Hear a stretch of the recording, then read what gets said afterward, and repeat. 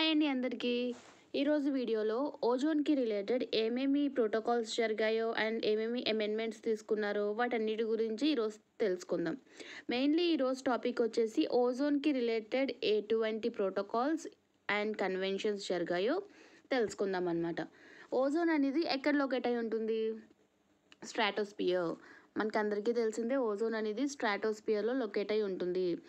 And first ozone మీద తీసుకున్న protocol వచ్చేసి మాంట్రియల్ ప్రోటోకాల్. ఏంటండి? Montreal protocol. అంటే ఓజోన్ అనేది డిప్లీట్ అవ్వడం స్టార్ట్ అయింది కదా. ఓజోన్కి రిలేటెడ్ బేసిక్ ఇన్ఫర్మేషన్ని నేను ఆల్రెడీ ఒక వీడియోలో చేసి ఉంచాను. ఎవరైనా చూడని వాళ్ళు ఉంటే కనుక ప్లేలిస్ట్లో చెక్ చేయండి. ఎన్విరాన్మెంట్ ప్లేలిస్ట్ అని ఉంటుంది. అందులో ఓజోన్కి రిలేటెడ్ బేసిక్ ఇన్ఫర్మేషన్ అయితే ఇచ్చాను. ఇందులో ఓన్లీ ప్రోటోకాల్స్ అండ్ కన్వెన్షన్స్ అనేవి చూద్దాము. మాంట్రియల్ ప్రోటోకాల్ అనేది ఓజోన్ అనేది డిప్లీట్ అయిపోతుంది కదా, ఆ డిప్లీట్ అవ్వటం మీద ఒక ప్రోటోకాల్ అనేది తీసుకొచ్చారు. ఇది ఎప్పుడు అడాప్ట్ చేసుకున్నారంటే సెప్టెంబర్ 16, 1987. ఎప్పుడు అడాప్ట్ చేసుకున్నారు? సెప్టెంబర్ 16, 1987. దాన్ని ఓజోన్ డేగా సెలబ్రేట్ చేసుకుంటాం.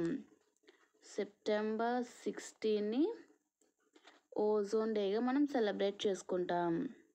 అండ్ ఇది కేమ్ ఇంటూ ఫోర్స్లోకి వచ్చింది 1989లో కేమ్ ఇంటూ ఫోర్స్లోకి వచ్చింది. అందుకే మనకి లోగోలో కూడా 1989 అని ఉంటుంది. Montreal protocol 1989. ఇందులో ఉన్న స్పెషాలిటీ ఏంటంటే అన్ని కంట్రీస్ దీన్ని యాక్సెప్ట్ చేశాయి. నెక్స్ట్ దీని ఆబ్జెక్టివ్ ఏంటంటే gradual phase out of ozone depletion substance by 2030. Ozone depleting substance అంటే ఏంటండి? ఓజోన్ డిప్లీటింగ్ సబ్స్టాన్స్ అంటే ఏవైతే ఓజోన్ హోల్ ఫామ్ అవ్వడానికి రెస్పాన్సిబుల్ అవుతున్నాయో వాటిని ఓజోన్ డిప్లీషన్ సబ్స్టాన్సెస్ అంటాము. వాటిని గ్రాడ్యువల్గా తగ్గించాలి. 2030 లోపు ఓజోన్ డిప్లీటింగ్ సబ్స్టాన్సెస్ అనేవి గ్రాడ్యువల్గా తగ్గించాలి అని అయితే దీని ఆబ్జెక్టివ్ అనమాట. మరి తగ్గించాలి అంటే చాలా CO2 గ్యాసెస్ అని అవన్నీ ఇవన్నీ చాలా గ్యాసెస్ వల్ల ఓజోన్ అనేది డిప్లీట్ అయిపోతుంది. సో దానికి ఒక ఆల్టర్నేటివ్ అనేది తీసుకురావాలి. సో ఆ ప్లేస్లో ఏం తీసుకొచ్చారంటే HFC, హైడ్రోఫ్లోరోకార్బన్. ఇది నాన్ ODS అనమాట. ఓజోన్ డిప్లీటింగ్ సబ్స్టాన్సెస్ ఏవైతే ఉన్నాయో అవి యూస్ చేయకుండా వాటి ప్లేస్లో యూస్ చేయడానికి ఇంకొక సబ్స్టాన్స్ అనేది తీసుకురావాలి. అదేమవ్వాలి? నాన్ ODS అవ్వాలి. నాన్ ఓజోన్ డిప్లీటింగ్ సబ్స్టాన్స్ అనేది అవ్వాలి. ఈ మాంట్రియల్ ప్రోటోకాల్ 1989లో తీసుకున్నది HFC అనమాట. హైడ్రోఫ్లోరోకార్బన్ని ఆల్టర్నేట్గా యూజ్ HFCని తీసుకున్నారు, బాగానే ఉంది. HFC అనేది నాన్ ODSఏ కానీ అది గ్రీన్ హౌస్ గ్యాస్ కూడాని. ఏంటది? గ్రీన్ హౌస్ గ్యాస్ కూడాని. అది కూడా పవర్ఫుల్ దాన్ CO2 కన్నా పవర్ఫుల్ అంట green house gas. Green house gas వల్ల ఏమవుతుంది? గ్లోబల్ వార్మింగ్ అనేది పెరుగుతుంది. గ్లోబల్ వార్మింగ్ పెరగడం వల్ల క్లైమేట్ చేంజ్ వస్తుంది.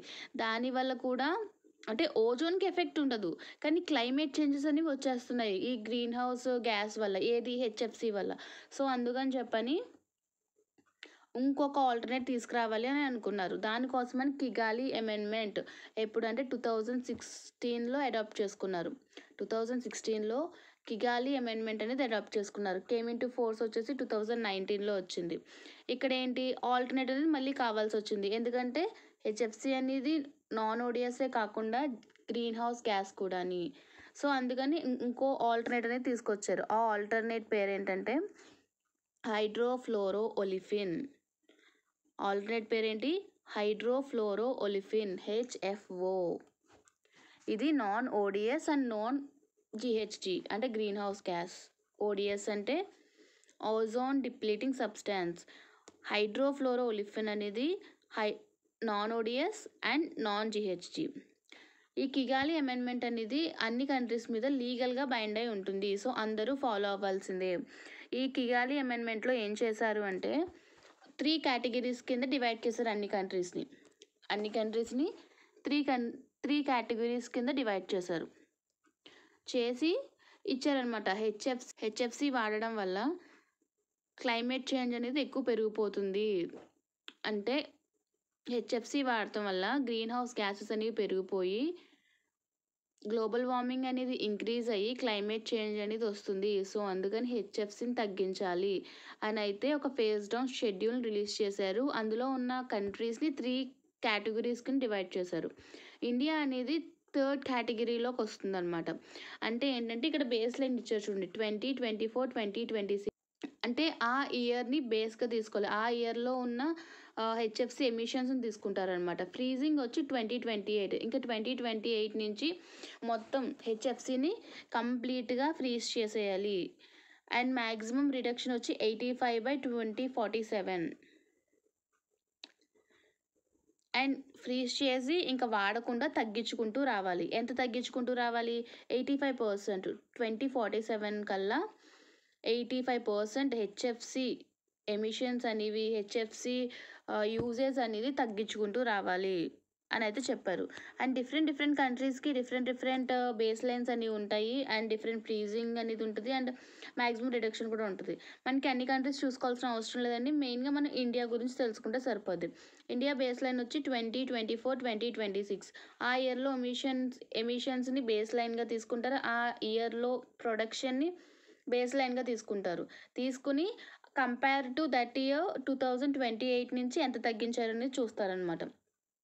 సో ఫ్రీజింగ్ వచ్చి 2028 అండ్ మ్యాక్సిమం రిడక్షన్ వచ్చి 85% బై 2047.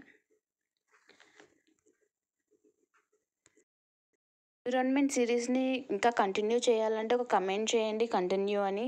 అండ్ ఛానల్ని అయితే సబ్స్క్రైబ్ చేసుకోండి కొత్తగా చూసిన వాళ్ళు. వీడియోని లైక్ చేయడం మర్చిపోకండి. నెక్స్ట్ వీడియోలో కలుద్దామండి. బాయ్ అండి అందరికీ.